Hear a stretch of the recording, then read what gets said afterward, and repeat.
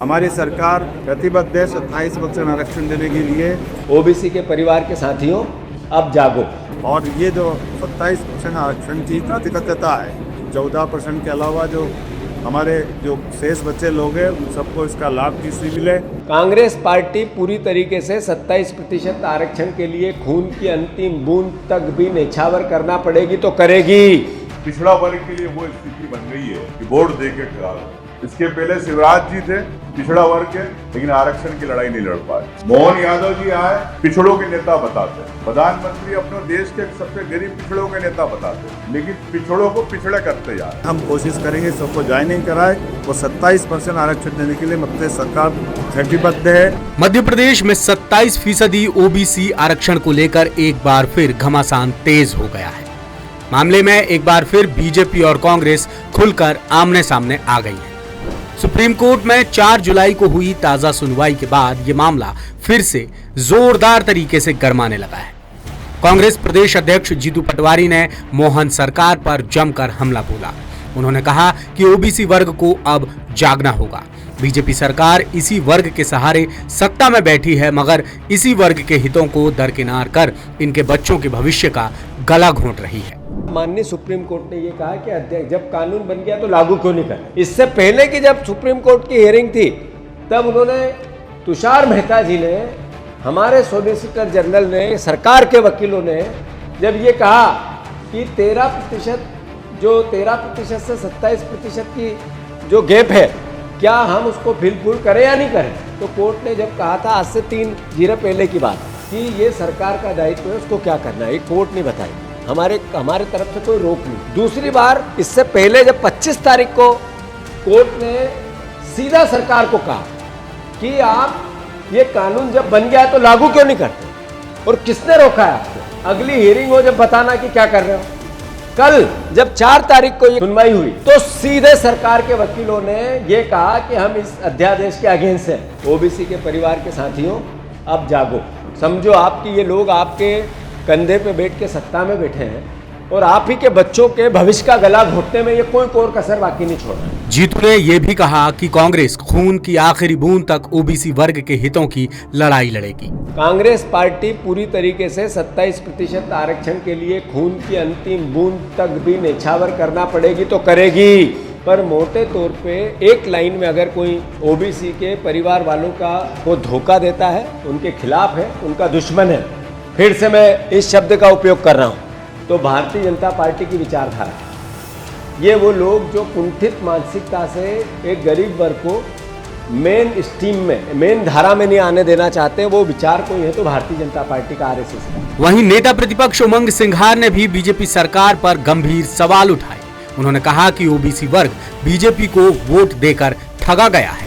पिछड़ा वर्ग के लिए वो स्थिति बन गई है कि वोट दे के ठगा लो। इसके पहले शिवराज जी थे पिछड़ा वर्ग के, लेकिन आरक्षण की लड़ाई नहीं लड़ पाए। मोहन यादव जी आए, पिछड़ों के नेता बताते। प्रधानमंत्री अपने देश के सबसे गरीब पिछड़ों के नेता बताते, लेकिन पिछड़ों को पिछड़े करते जा रहे। ये प्रधानमंत्री और मुख्यमंत्री, इनकी सोच है कि जिस समाज से, जिस वर्ग से आते हैं, उस समाज की किस प्रकार से अवहेलना कर रहे हैं अधिकारों को लेके, उन युवाओं को लेके जो प्रदेश में रात दिन मेहनत करके परीक्षाओं में बैठते हैं, उनके माँ बाप संघर्ष करते हैं कि हमारा बेटा डिप्टी कलेक्टर बनेगा, तहसीलदार बनेगा, एसडीओपी बनेगा, लेकिन उन्हें लाभ नहीं मिल पाता आरक्षण का। इसी बीच खुद मुख्यमंत्री डॉक्टर मोहन यादव मीडिया के सामने आए और कांग्रेस के तमाम आरोपों का जवाब दिया। मुख्यमंत्री ने कहा कि बीजेपी सरकार ओबीसी वर्ग को 27% आरक्षण देने के लिए प्रतिबद्ध है। कांग्रेस की सरकारों ने बिना सर्वे और बिना तैयारी के सिर्फ कागज दिखाकर आरक्षण को लेकर भ्रम फैलाया है। हमारी सरकार प्रतिबद्ध है 27% आरक्षण देने के लिए। कांग्रेस के समय से केवल बगैर सर्वे, बगैर तैयारी के चाप कागज लेकर के आरक्षण देने की बात करके भ्रम जो फैलाया गया था, उस भ्रम को आधार हमारे बरसों तक कोर्ट में लगा है। इसलिए हमने इसके बजाय अपने अधिकारियों से कहा है और वो एक कानून बना करके सहकारिता के जो कानून लेकर हमारी विधानसभा में बिल लेकर आए, हम उस पर ठोस काम कर रहे हैं। और ये जो 27% आरक्षण की प्रतिबद्धता है, 14% के अलावा जो हमारे जो शेष बच्चे लोग हैं उन सबको इसका लाभ किसी मिले।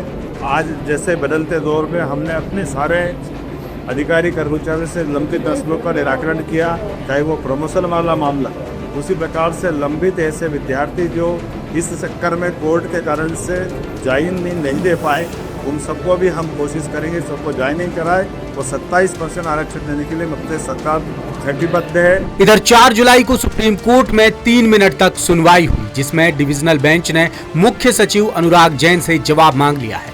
मुख्य सचिव को एफिडेविट यानी हलफनामा दाखिल कर बताना होगा कि आखिर 13% होल्ड पदों पर नियुक्ति देने में क्या दिक्कत है। मामले में याचिकाकर्ताओं की तरफ से पैरवी कर रहे एडवोकेट धर्मेंद्र सिंह कुशवाहा ने बताया कि सुप्रीम कोर्ट ने मध्य प्रदेश सरकार से ये भी पूछा है कि जब ओबीसी आरक्षण के कानून या भर्तियों के विज्ञापन पर कोई रोक नहीं है तो रिजल्ट क्यों रोके गए हैं। सर्वोच्च न्यायालय सुप्रीम कोर्ट के अंदर मध्य प्रदेश में 27% आरक्षण पर जिस प्रकार से पीएससी छात्रों जो 13% होल्ड अभ्यर्थी है, माननीय न्यायालय द्वारा मध्य प्रदेश सरकार को नोटिस देकर जवाब मांगा कि आज दिनांक तक जो 13% होल्ड है उसको आज दिनांक तक लागू क्यों नहीं कराया। लगातार माननीय मुख्यमंत्री उनके सरकार के द्वारा लगातार ये बात कही जाती है कि हम पिछड़े वर्ग को हम 27% देंगे और हम प्रतिबद्ध है, लेकिन जब बाहर का जब मंचों से कहते हैं, लेकिन आज कोर्ट के अंदर उनके जो सॉलिसिटर जनरल है उनके द्वारा ये तथ्य दिया गया कि नहीं, हाँ ये अभी हमने इंटरिम पर अभी कोई सुनवाई अभी कोई कार्रवाई न करें, पहले से पेंडिंग लगी है।